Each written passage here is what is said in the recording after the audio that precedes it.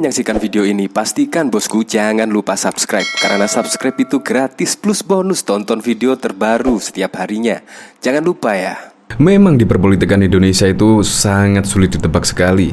Apalagi dari sini, yaitu kita ketahui kan JK itu sangat akrab dengan Anies Baswedan. Bahkan yang mendorong di Pilgub DKI Jakarta pada waktu itu juga ada dorongan khusus dari JK. Di sini JK tak memberi dukungan ke Anies. JK saya bersahabat dengan Prabowo dan Puan. Ini bahkan ditanggapi oleh Velari, politik plan ala Chaplin. Nah, kita nggak tahu ya maksudnya apa. Tetapi yang jelas masyarakat juga menilai lah JK itu sosok yang sangat dekat dengan Anies Baswedan.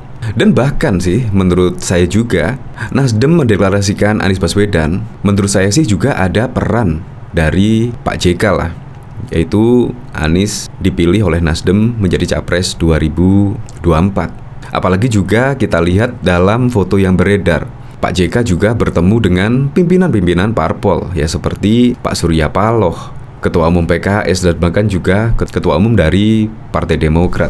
Tetapi di sini ada berita seperti ini, tak beri dukungan ke Anies, JK saya bersahabat dengan Prabowo dan Puan. Coba kita lihat komentar-komentarnya. Antek Taliban mah liciknya melebihi sengkuni saya. Iya, saya mau ngibulin rakyat tapi kagak akan bisa. Bilang jujur aja, Pak JK pengen jadi cawapresnya Anies. Masih kemaru aja nih Chaplin.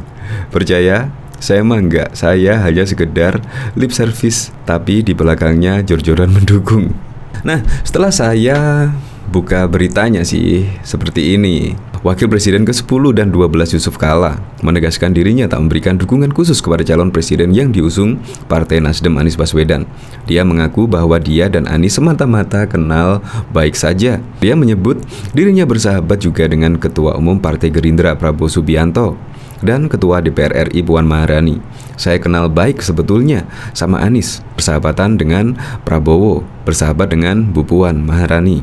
Semua baik, kata JK kepada wartawan di Hotel Kempinski, Jakarta pada Jumat 28 Oktober malam. JK menilai dalam pemilihan capres bukanlah dilihat dari figur tertentu, akan tetapi lebih mementingkan kriteria. Padahal juga ya bisa jadi JK itu melihat dari elektabilitas Nasdem yang selalu turun, dan bahkan juga koalisi sampai saat ini juga belum terbentuk, belum mendeklarasikan koalisi. Jadi untuk mengusung Anies Baswedan di Pilpres 2024 pasti akan sulit, yaitu terganjal dengan presidensial threshold-nya, yaitu 20%. Ya kalau misalkan Anies, Nasdem, dan juga Demokrat itu juga belum 20%, melainkan harus ada 3 koalisi, yaitu PKS, Demokrat, dan juga Nasdem. Itu baru bisa untuk mendaftarkan Anies di Pilpres 2024 mendatang. Jadi sangat sulit sekali untuk pencalonan Pilpres 2024 mendatang, karena syaratnya harus memiliki presidensial threshold 20%. Jadi tidak sembarangan lah jadi memilih capres, cawapres. Apalagi juga di sini Fadlison juga mengungkit lah Prabowo mati-matian Anies di Pilgub. Ini juga bisa lah menurunkan elektabilitas Anies. Ya bisa jadi karena Anies dicap sebagai pengkhianat lah. Apalagi Anies pada waktu itu juga menyebut tidak akan menjegal Prabowo Subianto lah menjadi presiden. Itu pada tahun 2019 karena Anies memang saat itu menjadi gubernur DKI Jakarta. Tapi lain lagi lah dengan 2024. Tetapi video itu sudah tersebar sih. Ya memang untuk saat ini calon terkuat yaitu Ganjar Pranowo, Prabowo Subianto, dan Anies Baswedan. Bahkan Anies Baswedan dan Prabowo Subianto itu elektabilitasnya ya kejar-kejaran. Tetapi Ganjar Pranowo lah yang tetap tertinggi dari berbagai survei. Bahkan ini juga Ganjar Pranowo diisukan, yaitu diusung KIB bakal Capres 2024. Yes, apapun itulah, siapapun presidennya untuk 2024 mendatang sampai 2029 bisa meneruskan kinerja Presiden Joko Widodo, bisa meneruskan program-program Presiden Joko Widodo. Karena memang program kerja yang berkesinambungan bisa membuat Indonesia jadi lebih baik dan membuat masyarakat sejahtera tentunya. Untuk lebih lengkapnya simak berita berikut ini, Good News Indonesia. Wakil Presiden ke-10 dan 12 Yusuf Kala menampik dirinya memberi dukungan khusus pada Anies Baswedan untuk menjadi calon presiden Capres. Ia beralasan juga menjalin hubungan baik dengan figur Capres yang lainnya. Saya kenal baik sebetulnya sama Anies, bersahabat dengan Prabowo, bersahabat dengan Puan. Semuanya baik, ujar Kala, ditemui di kawasan Jakarta Pusat pada Jumat 28 Oktober 2022 malam. Dalam pandangannya, pemilihan capres bukan terkait figur tertentu, tapi lebih mementingkan kriteria. Kita memilih pemimpin yang dapat memajukan negeri ini dengan adil, katanya. Guna mencapai tujuan tersebut, lanjut Kala, ada 4 kriteria utama. Pertama, jika kepemimpinan tanpa jiwa kepemimpinan, ia menilai presiden tak akan mampu mengatur bangsa yang besar ini. Kedua, harus punya pengetahuan yang baik. Ketiga, harus punya pengalaman. Keempat, harus punya track record yang baik, paparnya. Barulah saya akan memilih pemimpin seperti itu. Masyarakat akan memilih, sambungnya. Kala enggan menjawab ketika ditanya apakah Anies memenuhi kriteria tersebut. Masyarakat yang menilai, bukan saya, tandasnya. Adapun saat ini Anies merupakan capres yang diusung oleh Partai Nasdem. Namun, ia belum tentu bisa mengikuti pemilihan presiden Pilpres 2024 karena Partai Nasdem tak memenuhi ambang batas pencalonan presiden atau presidensial threshold. Kala diduga memiliki kedekatan pada Anies karena beberapa kali nampak menunjukkan kebersamaannya dengan Ketua Majelis Tinggi Partai Demokrat Susilo Bambang Yudhoyono (SBY) dan Presiden Partai Keadilan Sejahtera (PKS) Ahmad Saiku. Partai Demokrat dan PKS merupakan calon mitra koalisi Partai Nasdem yang akan menghadapi pemilu 2024. Bahkan diketahui Wakil Presiden ke-10 Yusuf Kala menegaskan dirinya tak memberikan dukungan khusus kepada calon presiden yang diusung Partai Nasdem Anies Baswedan. Dia mengaku bahwa dia dan Anies semata-mata kenal baik saja. Diketahui seorang netizen bernama Dena Buditomo membalikan pernyataan Wakil Ketua Umum Partai Gerindra Fadlizon yang bilang Prabowo berjuang mati-matian saat Pilgub DKI untuk memenangkan Anies Baswedan. Dena menyatakan, saat Pilpres 2019 banyak juga yang mati-matian untuk memenangkan Prabowo Subianto. Bahkan ada pendukungnya yang meninggal akibat memperjuangkannya. Dulu kita-kita juga mati-matian, dan bahkan banyak yang mati beneran dukung Prabowo Subianto, balas Dena, jawab Fadlizon. Tak hanya itu saja, kata Dena, justru yang bela bahkan berkorban uang, tenang dan nyawa ditinggalkan demi mengejar jabatan menteri di Presiden Jokowi. Gabung ke pemerintahan, yang dukung ditinggalkan pula. Tenaga, biaya, bahkan ada nyawa juga loh. Masih mau hitung-hitungan, tambahnya. Sebelumnya Wakil Ketua Umum Partai Gerindra Fadlizon mengenang masa-masa ketika Gerindra mati-matian memenangkan Anies Baswedan menjadi calon Gubernur DKI Jakarta pada tahun 2017 silam. Fadli merespon pernyataan apakah Anies Baswedan menjadi salah satu sosok yang diperhitungkan Gerindra untuk menjadi calon presiden capres. Pak Anies kan juga dulu pernah kami calonkan. Kita dukung mati-matian untuk memenangkan Pilkada DKI, ujar Fadlizon saat ditemui di gedung DPR RI, Senayan, Jakarta Pusat pada Rabu 5 Oktober 2022 malam. Dikutip dari Kompas.com, Fadlizon menyebut keputusan Gerindra itu sudah final. Pak Prabowo kan sudah kita calonkan, jadi kalau itu sudah final, ujar dia. Sebelumnya diberitakan Partai Nasdem resmi mendeklarasikan Anies Baswedan sebagai capres yang akan diusung pada Pilpres 2024. Pengumuman tersebut disampaikan langsung oleh Ketua Umum Partai Nasdem Surya Paloh. Paloh turut mengungkapkan alasan pemilihan Anies sebagai capres 2024. Kenapa Anies Baswedan? Jawabannya, why not the best, kata dia. Bahkan Partai Nasdem mendeklarasikan Anies Baswedan sebagai calon presiden yang semakin meningkatkan peluang Gubernur DKI Jakarta itu bersaing dengan Ketua Umum Partai Gerindra Prabowo Subianto di pemilihan umum 2024 mendatang.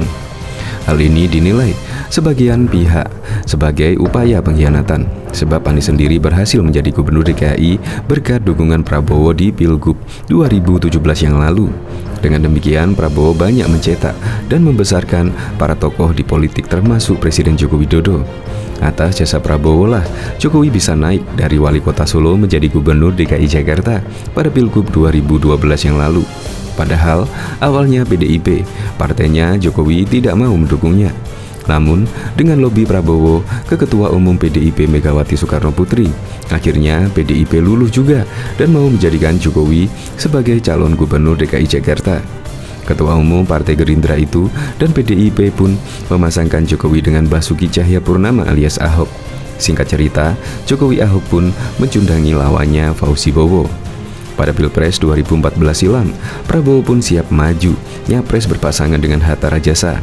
Namun tidak disangka, ternyata Jokowi juga maju jadi capres dari PDIP dan beberapa partai lain. Padahal sebelumnya, Jokowi mengatakan akan fokus urus Jakarta. Jokowi saat itu berpasangan dengan Yusuf Kala JK. Pilpres pun dimenangkan oleh Jokowi JK. Pada Pilpres 2019 yang lalu, Prabowo kembali maju melawan Jokowi. Kali ini dia berpasangan dengan Sandiaga Uno, sedangkan Jokowi menggandeng Kiai Ma'ruf Amin. Jokowi pun keluar, jadi pemenangnya lagi. Usai kalah kedua kalinya, Prabowo pun memilih bergabung dengan pemerintahan Jokowi. Meskipun mendapat penolakan dari para pendukungnya, Jokowi pun mengangkat Prabowo menjadi Menteri Pertahanan. Pada Pilpres 2024 mendatang, Prabowo pun siap maju lagi menjadi capres. Namun, salah satu yang akan menjadi lawannya adalah Anies Baswedan. Anies Baswedan merupakan tokoh yang juga dibesarkan Prabowo juga. Anies didukung Prabowo dan Gerindra menjadi Gubernur DKI Jakarta pada Pilgub 2017 yang lalu. Anies yang berpasangan dengan Sandiaga Uno berhasil mengalahkan pasangan Ahok dan Jarot Saiful Hidayat. Anies sudah menyatakan kesiapan maju menjadi capres Partai Nasdem, menjadi partai pertama yang dideklarasikan mendukung Anies Baswedan. Saat ditanya pendapatnya soal Nasdem deklarasi mendukung Anies nyapres, Prabowo ogah mengomentarinya. Dia hanya tertawa. Ini hari ulang tahun TNI, nanya Nasdem, kata Prabowo saat ditemui di Istana Negara pada Rabu 5 Oktober 2022 yang lalu. Sementara Sekjen Partai Gerindra Ahmad Muzani mengatakan, kejadian hari ini sudah dipikirkan beberapa tahun silam, tepatnya saat Prabowo memberikan persetujuan ke Anies untuk maju di Pilkada DKI Jakarta. Saat itu, banyak pihak yang mengingatkan, termasuk dirinya, diingatkan banyak orang. Namun, saat itu yang dipikirkan Gerindra adalah kepentingan masyarakat Jakarta, bukan politik partai semata.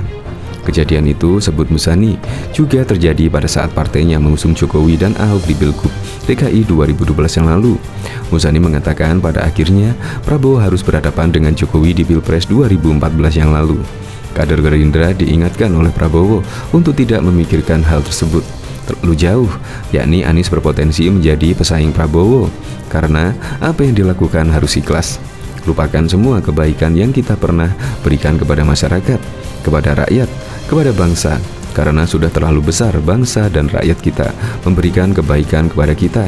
Nanti biar Allah yang akan membalas kebaikan kita. Itu yang dipesankan Pak Prabowo, ucap Muzani. Lagi pula, Gerindra sudah terbiasa fight all out dengan tokoh popularitas yang rendah, elektabilitas yang tidak laku, dan menjadikan elektabilitas orang itu tinggi sampai diminati, itu sudah biasa. Itu kan kita kerjakan sama di 2019. Kalau kemudian harus bertemu antara Pak Anies dan Pak Prabowo Subianto, kita akan berjuang untuk menangkan Prabowo sebagai presiden, tegas Muzani. Apa kata pengamat soal ini, Direktur Eksekutif Indonesia Political Opinion, Deddy Kurniansyah mengatakan, Prabowo merupakan sosok pejuang yang ikhlas. Beberapa kali harus berhadapan dengan tokoh yang dibesarkannya. Bahkan ketika kalah, dia mau mendukungnya dan jadi anak buahnya.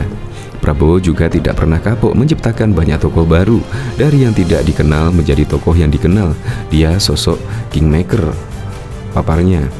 Bahkan Ketua Umum Partai Golkar Airlangga Hartarto membantah jika Golkar sepakat mengusung Ganjar Pranowo dalam Pilpres 2024. Meski Golkar adalah salah satu partai yang tergabung dalam koalisi Indonesia Bersatu KIB, menurut dia pernyataan itu hanya merupakan sikap pribadi dari PAN. Ya, itu kan katanya PAN, KIB sepakat kusung Ganjar, kata Airlangga di Komplek Istana Kepresidenan Jakarta pada Senin 31 Oktober. Terkait hal itu, Airlangga pun enggan merespon secara tegas.